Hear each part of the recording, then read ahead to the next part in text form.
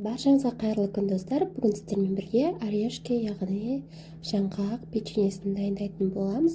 Менімен бірге соңына дейін болып, арнама тіркелмеген болсаңыздар тіркеліп, лайк басып, комментариймен қолдап отырыңыздар. Ең алдымен ұнымызға крахмалымызды және ұн қосқышымызды қосып, бір ыдыстың ішінде жақсылап араластырып аламыз.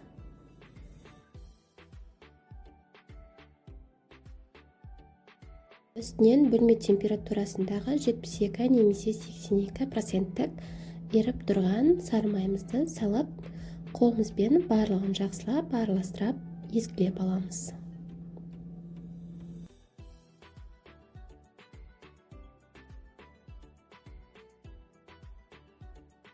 Бөлек ыдысқа қантымызбен бір жұмыртқамызды салып, жақсылап миксерлейміз. Аппақ болып көпіргенше. Бұл печенье барлығының есінде шығар, кішкентай күнімізде мамаларымыз жасап беруші еді. Енді өзіміз балапандарымызға жасап береміз. Немесе осы печеньенің рецептісімен заказға дайындасаңыздар да болады. Өте дәмді, өте керемет болып шығады. Клиенттеріңізге де ұнайтынына сөзсіз кепіл беремін. Бізде дәл осындай аппақ масса шығуы керек. Мінекей осындай болып. Енді жаңағы ұнымызға, жаңағы дайындаған аппақ жұмыртқалы массамызды құйып, жақсылап қамыр илейміз. Төменге описание бөліміне барлық керекті құрамдарын қалдыратын боламын. Егер ұны аздау болып жатса, кішкене ғана ұн қоссаңыздар болады, себебі әркімнің ұнының тығыздығы әртүрлі. Мінекей біздің қамырымыз осындай тығыздықта болуы тиіс. Өте жұмсақ, өте нәзік, бірақ қолға жабыспайтындай. Енді қамырымызды 4 граммнан бөліп аламыз, немесе көз мөлшерімен бөлсеңіздер де болады.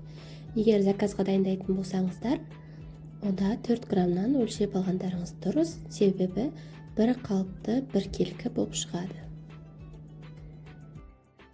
Достар, қазақша контенттің дамуына аздап болса өз үлестеріңізді қосып, арнама тіркелмеген болсаңыздар тіркеліп, лайк басып, өз ойларыңызды қалдыра отырыңыздар.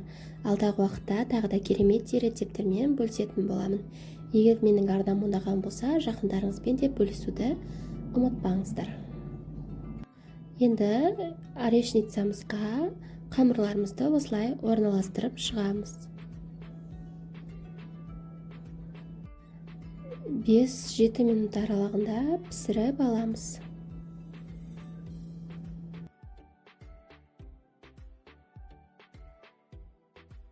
Өте дәмді болып шығады, міндетті түрде жасап көруге кеңес беремін. Ең сәтті рецептердің бірі.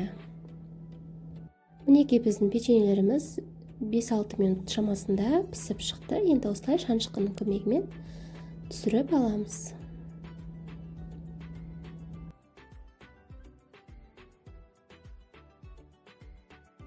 Дәл осылай пісіріп алатын боламыз. Печеньеміз суығаннан соң ортасына салмасын саламыз. Салмасына менде вареная сгущенка және грек жаңғағы. Екі жағына теңдей жағып, ортасына орех салып, бекітетін боламыз. Осымен біздің печеньеміз дайын, барлығын дәл солай жасап шығамыз. Барлығы видеода анық әрі түсінікті айтылған, міндетті түрде дайындап көруге кеңес беремін. Осымен біздің печеньеміз дайын. Менімен бірге соңына дейін болғандарыңызға рахмет. Арнама тіркелмеген болсаңыздар, тіркеліп алуды ұмытпаңыздар. Себебі алдағы уақытта тағы да керемет рецептермен сіздерді қуантатын боламын.